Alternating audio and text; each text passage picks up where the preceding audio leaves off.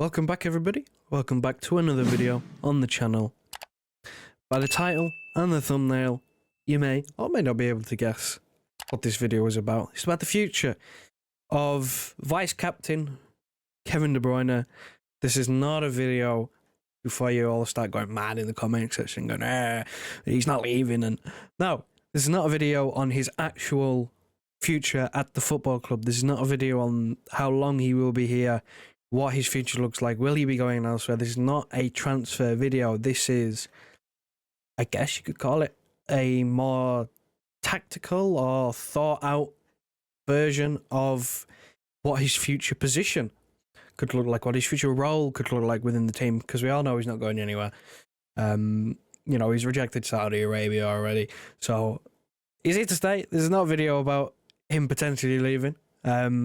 It's the future of his position and role within the team. Now, before I get into my thoughts on what the future holds for Kevin De Bruyne, if you would please like this video, that would massively help the channel out, and subscribe if you are new. We did a live stream last night. At the time of recording this, it was tonight, but we did a live stream last night, and we should, fingers crossed, all things going well, be doing another one at the time of you seeing this tonight, Saturday Night Live, talk about whatever Crystal Palace Arsenal is on.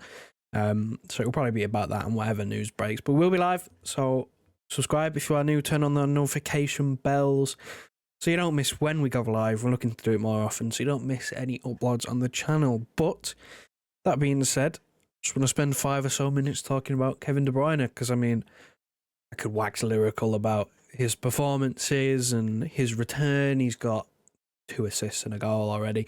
Like, it's incredible, really, the standard that he has, that he's already come back and he's got 3 goal contributions in 2 games. It's mental, but it's sparked a bit of a debate. I've been sent a Manchester Evening News article saying Kevin De Bruyne tipped for position change at Man City, and it has got me thinking. I was already thinking about what the team could look like once he returns, because someone's going to have to drop out, especially with Haaland coming back.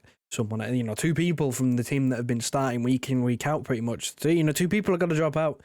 It's going to happen to fit him in the team. So it has got me thinking what a team would look like. And I suppose the biggest talking point really is Phil Foden's sort of emergence in this central role, in this more advanced midfield position. I mean, he's been doing absolutely unbelievable, been man of the match pretty well every game he's played there. But as we all know, Kevin De Bruyne plays there normally.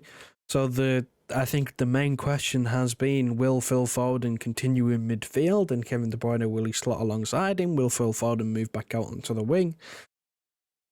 Me personally, I think that Newcastle game is a prime example of why Phil Foden and Kevin De Bruyne should play together in the midfield, and why I think ultimately it can work. In the post-match interview that Kevin De Bruyne did, he said he was tired. He only played about 20-25 minutes, but he said he was tired.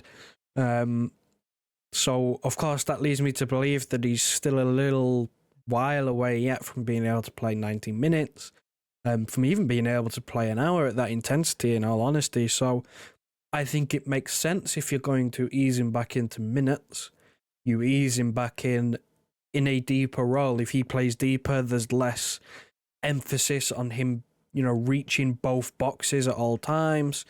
And he can naturally just progress throughout, regaining his minutes, regaining his legs. And I think that's the best possible situation right now, because if he plays deeper, he has to do a lot less running, and it allows Phil Foden to continue in this free midfield role that he's been excelling in recently. So for me, in the immediate future, I would like to see it. Now, of course, I understand when you get to the bigger games, I understand you can change that about. It mean Bernardo Silva will be on the right wing in that instance. But I do believe that, if Pep wants to go for more control, more hard working, a bit more conservative, if you will, in the midfield, say we go to an Anfield, or we've got Spurs away coming up in the FA Cup, but say we need a bit more calmness, a bit more energy in that midfield, because we know Bernardo Silva is very, very good at doing that. He's had some of his best performances in those big games in midfield. Then I could understand a switch which would see Bernardo Silva and Phil Foden switch around, and Foden takes up a wing position and Bernardo Silva moves centrally, and sits with Rodri in the pivot. And then you've got your balance there of, in games where you expect to be on top, you can play Foden in a central position and, let him continue developing in that role. But I do also understand Pep's thinking of, Kevin De Bruyne and Phil Foden in midfield two together is incredibly attacking. So in a big game, especially big away games, Champions League games, I can understand him switching Foden and Bernardo around. Having Foden on the wings, so he still keeps Foden in the team and he gets to go forward. But Bernardo Silva adds that protection, that energy in the middle of the park that he does in the big games. So I understand that, and I think that is a very solid plan in my opinion. I do truly believe that is best possible outcome. Now, of course, all these players have to be fit and available. They're not always are. So in the immediate future, yeah, I'd like to see that become a plan. But in terms of distant future as well, if we just, touch on that briefly there, Kevin De Bruyne is in his 30s. He's inevitably going to regress physically. He's going to get slower. He's going to be able to play less games. It happens. It's natural. It's normal for a football player for that to happen.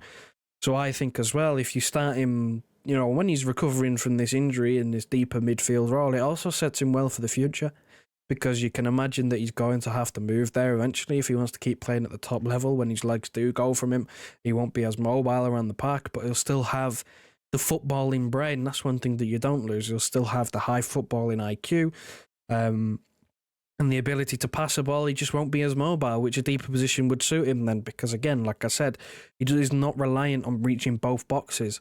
You saw the assist against Newcastle. He's practically on the halfway line. He can do that.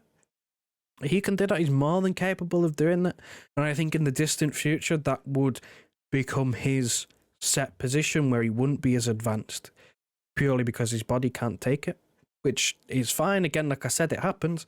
But I think that, getting a little taster now is not necessarily a bad thing. And I think him alongside Rodri is one hell of a pivot, isn't it? That is one way for me that you keep him going for as long as possible, is if you take away the physical demand, he's more likely to continue for a longer spell of time. When you choose to do that, I don't know. Like I said, for the immediate future, I'd like to see him a bit deeper so he gets his minutes up, and then maybe once he gets his minutes up and his fitness up, maybe he can go back into that advanced role.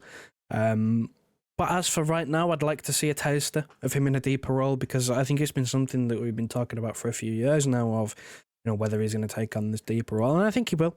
I think it's a matter of time, because it's natural for a lot of midfield players. You look at Gerrard, Fabregas even, who play until they're, well into their 30s. They do move into a more conservative, a more further back midfield position, maybe not holding midfield, maybe not that far back, but they do become slightly less, box to box orientated. So I think that will happen. I'm all for it happening. I do, again, like I said, want to see a taster. You let me know what you want to see happen. The question on the screen is, what is your ideal midfield look like? Who's in your midfield three? Now, of course, Kevin De Bruyne and Rodri are nailed on. If they're not in there, I'm genuinely worried for you. But who slots in that third position? Bernardo Silva, Kovacic, Nunes, Foden? You decide. You let me know in the comments. Just wanted to come on and have a quick chat about the future, because I think it's an interesting conversation, and it's one to keep your eye on. So thanks very much for watching. If on your way out you do me a massive favour and like this video, and massively help us out, and subscribe if you are new. Turn the notification bell on, because like I said at the start of the video, we should be going live tonight as this video comes out. So come and join us. We'll have a chat. See you then.